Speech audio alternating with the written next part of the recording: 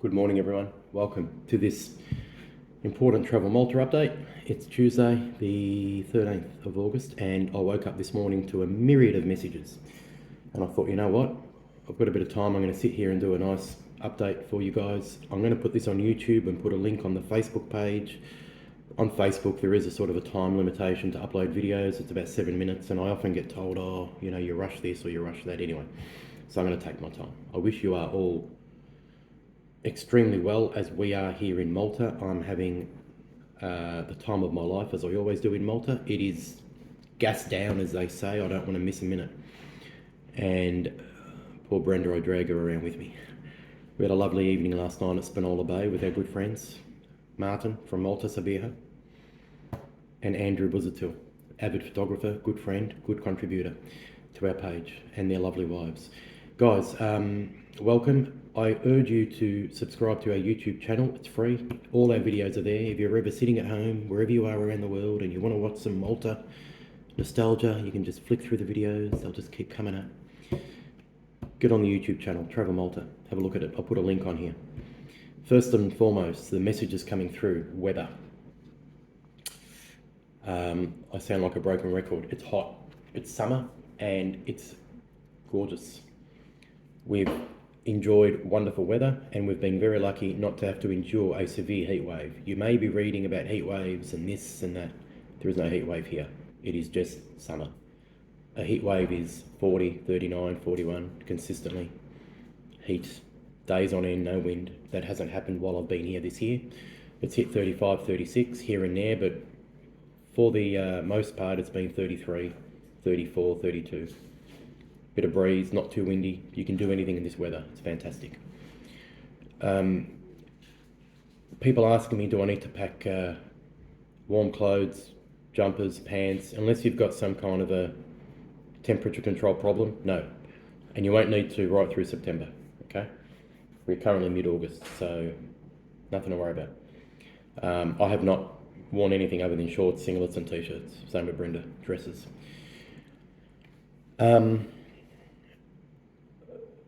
People are asking me about jellyfish. I got a very light sting on the outside of Arlapsi going from one side to the other last week, which I told you about. It was very minor. Half an hour later, I didn't even know it was there. I put some cream on it. It's the only jellyfish I've seen on Malta in the mainland. I saw a couple at Camino. I think one at Goza.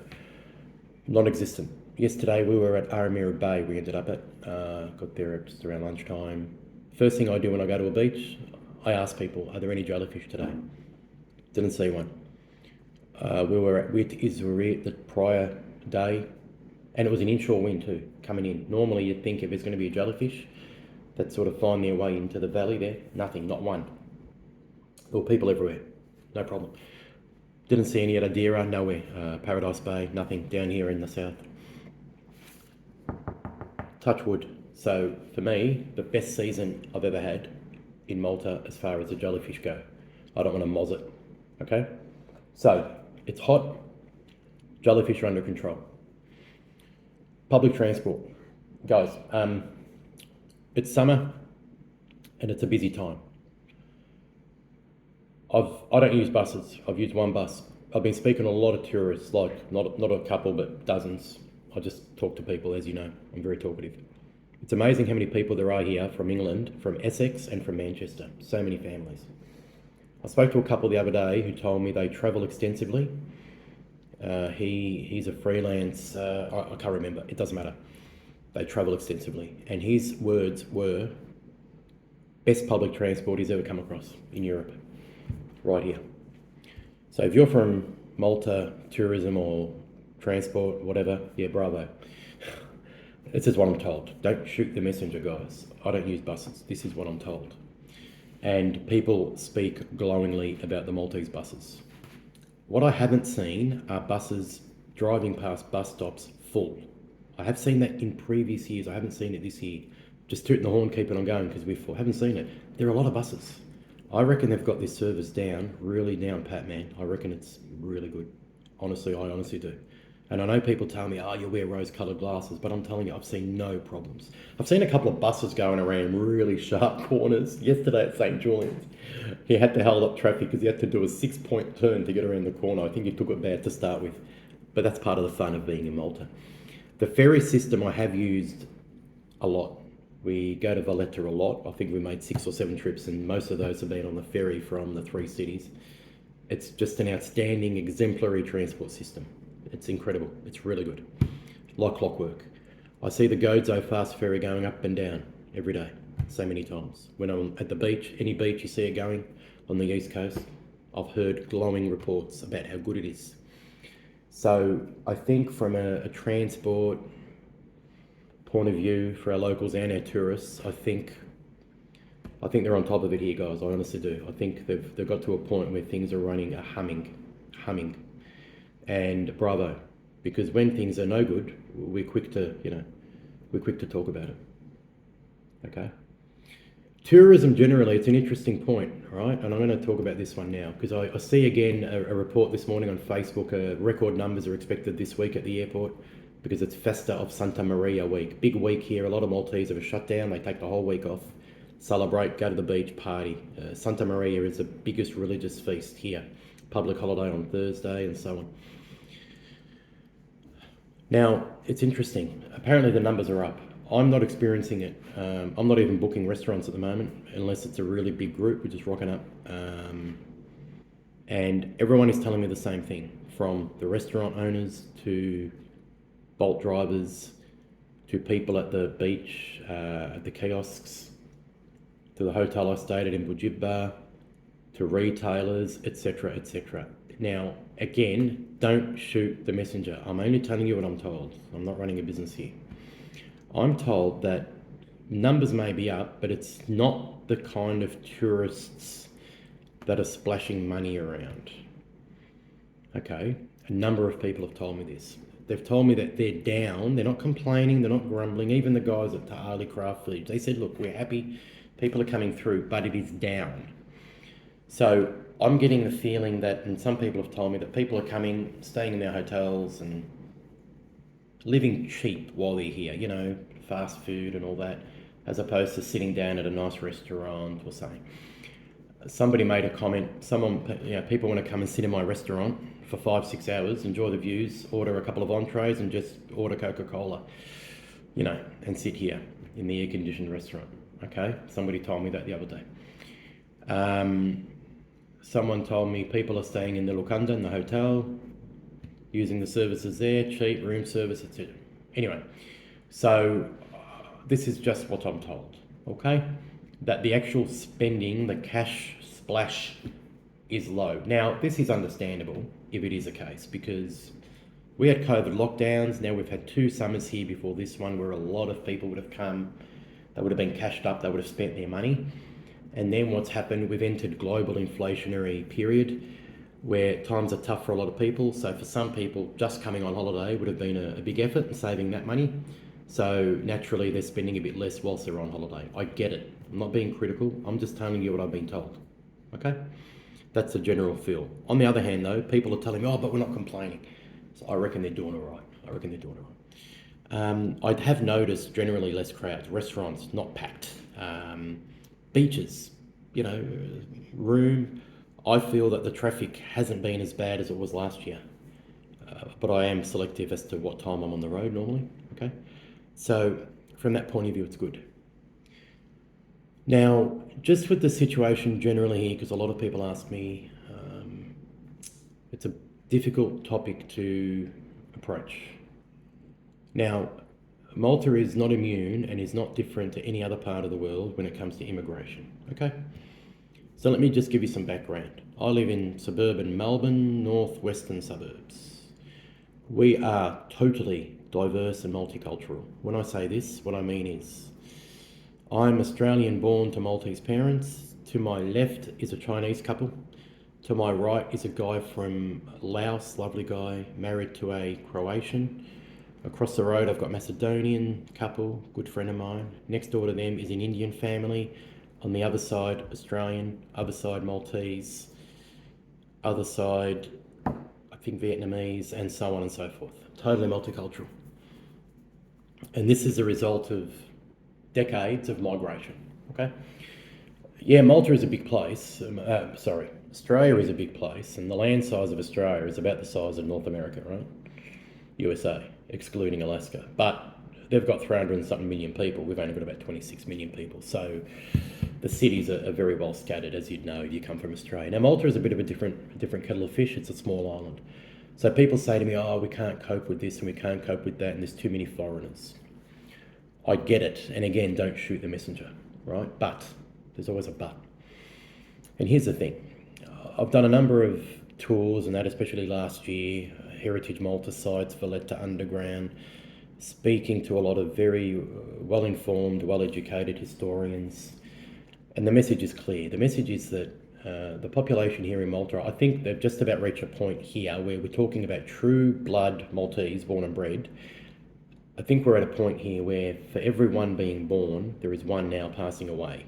And then in a year or two, it's going to be 1 point something passing away, sadly, for every one being born. Okay, all right. So if we consider this, then the natural Maltese, true Maltese population is going to decline, like it did in Japan, etc. Okay, now I'm not saying this is good or bad, I'm just saying the way it is. This isn't what I'm told, okay? Now, if the government has got population growth targets here, which I understand they do, and if they're somewhere around 800,000 or above, currently sitting at about 560, 570, I think. I'm not talking about tourists, I'm talking about permanent people living here.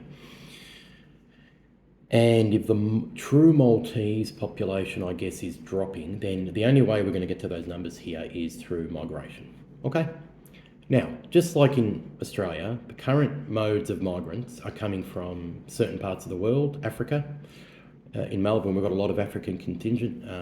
Some of them are friends of mine, Indians and Middle Easterns, okay? Now, again, I'm not saying this is good or bad. I'm just saying in Melbourne, we went through the whole European migration in the 60s and that, 70s. And then we went through the Asian migration and people felt threatened. Threatened why? Because they look different. Let's be honest. And I don't have an ounce of racist blood amongst me, but there are a lot of racist people in Australia, and there are a lot here, I'm going to be honest, because I hear people talk.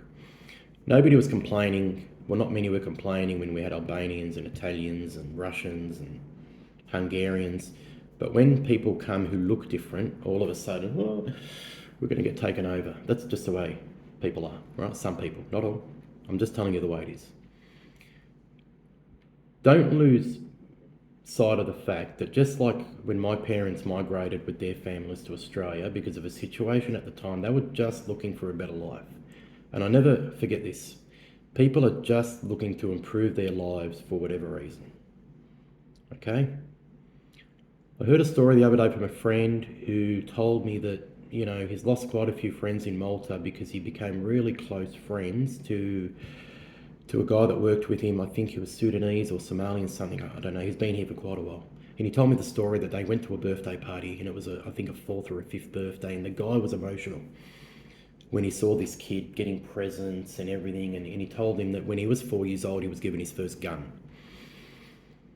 And by the time he was 7 or 8, he could totally put together and dismantle a rifle and all these stories. So I don't lose sight of the plight of people's lives and all that and where they've come from. Now, I understand Malta is a small place and this is an issue for some, and it's really a nationwide issue where if the government wants to reach certain numbers in terms of population, it's only going to happen through migration. So then it's a different type of issue. It's not about race or this or that. It's about the fabric of the culture here and whether as a country as a whole, you guys are happy for it to eventually change significantly. It may not happen in my lifetime or my kids, but it will change. Just like, Melbourne and Australia is totally 100% diverse. Okay, and that's just the reality of life, and it's a good discussion point. I don't know what the answer is. I don't know why we need 800,000 or more here. I don't know where they're going to go. Infrastructure. It's not my speciality, but it's just stuff that I observe that is worth discussing, and I'm sure everyone's got an opinion. The fact is, it's not going to happen through natural Maltese births progression. Okay. So then that becomes the issue. Now, what I do know is there's about 370 churches here. There's a lot of elderly people volunteering time, struggling, some of them, to care for them, caretakers, all the village feasts, all that. A lot of elderly involved, a lot of youth involved as well, youth committees, but we're going to need people to keep this up, yeah? In a good way, and the traditions and everything else, all the heritage stuff here. It's a different place here to Melbourne. We've got a real history here. The history over there is only a couple of 100 years, right? So anyway, just some food for thought. And again, don't shoot the messenger here with the stuff I'm telling you. All right, let's talk about garbage. I've been accused recently. In fact, a friend of mine said to me, "Oh, Michael, you know, you let me down, blah blah blah blah blah," because when I was at Bujibba, she feels I only point out the positives. Now, guys, I don't take offence when I was walking through Bujibba on the second day I was there, and there were areas with piles of bags, piles filled in spots, designated spots, waiting for collection. Now, ideally, we've got a collection every day, morning and night, garbage. But in reality, it doesn't happen everywhere, and I don't know how it works. Some municipalities seem to have more consistent garbage collection than others. I don't know if it's a political thing. I don't know how it works. Based on populace, I don't know. All I know is if I'm at Alra or Bujibba and there's 5 big hotels, they're not going to keep their rubbish inside. It's going to stink. Or underground, it's going to stink. They're going to take it out and put it out the front in a designated collection zone. When tourists leave their accommodation, their apartments, it happens here where I am. There's rented apartments here. If the garbage collection day is in 2 days, but they've got to clean out their apartment today, they're not going to leave the rubbish in there because they're going to probably cop a fine or their bond's going to get held by their landlord. They're going to take it out, put it in the street. It's going to smell. It's a problem. We don't have the luxury here of super wide roads and big garbage trucks coming in with picking up the bins. We don't have it here, right? Like we do back home. I've seen some. The other day I was at Bujibba and I did a video and I seen the rubbish and I said, look, there's a garbage truck coming now to pick it up, you know. Now, if we put that aside, and some people take this offensively and some don't when they see that rubbish waiting for collection. Other than this, I can honestly put my hand on my heart and tell you that Brenda and I have experienced clean areas, like I've been surprised, yeah, pavements, roads, clean. And not just in the main tourist strips, but even now, somebody's going to say, oh, come here, I'll show you this. Yes, I understand. I know there are areas that are missed, that are left dirty, where the collections don't happen, where people don't do their job. I know that, but I'm just speaking generally from what I've observed. And I call it as it is, yeah, I call it as it is, okay? If I took you down here at the moment, I went there to take the rubbish out because today's garbage collection day. There's been a couple of bags that have been there 2 days. One of them's leaked. There's liquid smelling all over the pavement. What do I do? What do I do? I can get my hose and go clean it, okay? So I hear you guys, but I'm just talking generally where I've been. Birza, Buja, Boromla, Birigu, here, there, Bujibba. I found it to have improved over the trips I've been making here, okay? That's just my honest opinion, and that's the way it is. And I know some people take umbrage to this, and tell me I've got rose-coloured glasses on and all that. That's okay.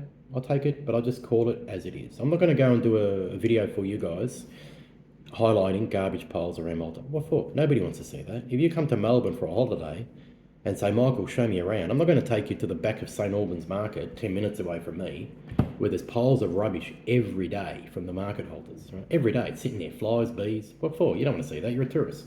Just like, I don't want to go see that. Okay? That's the way it is.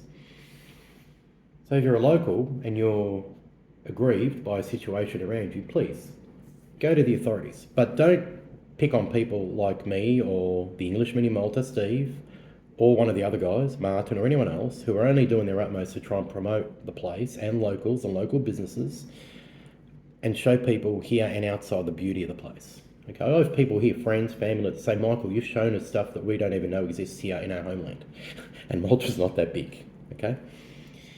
All right, that's it. So, that's all I'm going to say about rubbish. I've talked about the weather, I've talked about jellyfish, I've talked about migration, I've talked about the wonderful transport system. What are we doing today? I'm going to meet my friends for lunch today. We're going to take it easy tonight. I've got a bit of a family gathering at Slima, and I'm loving it. Tomorrow is pre-Santa Maria Eve. It's my cousin's birthday. We'll be spending the day together. If you're in Malta on Thursday, it's going to be a wonderful, wonderful day, yeah? It's a festa of Santa Maria. It's a public holiday. Check out where your closest village feast is. If you can get to Mosta, it's going to be incredible. The whole piazza there is going to be lit up all night, every night this week. We're going to head that way for lunch, and it is a glorious time to be in Malta. Absolutely glorious. I'm very happy to be here. I want to thank all those who are watching here, and a lot of our contacts restaurant, bar owners, etc., who welcome us with open arms. I know you're watching. I really want to thank you. We really feel welcome here. We feel like part of the local fabric here. We love it everywhere we go. We really enjoy it, and it's been a wonderful holiday so far, from the beaches to the Festus to Tom Jones, and meeting the legend Jeff Fennick the other day, and there's more to come anyway. We're still here for a while. Thanks guys for watching. I'll talk to you later. Bye bye.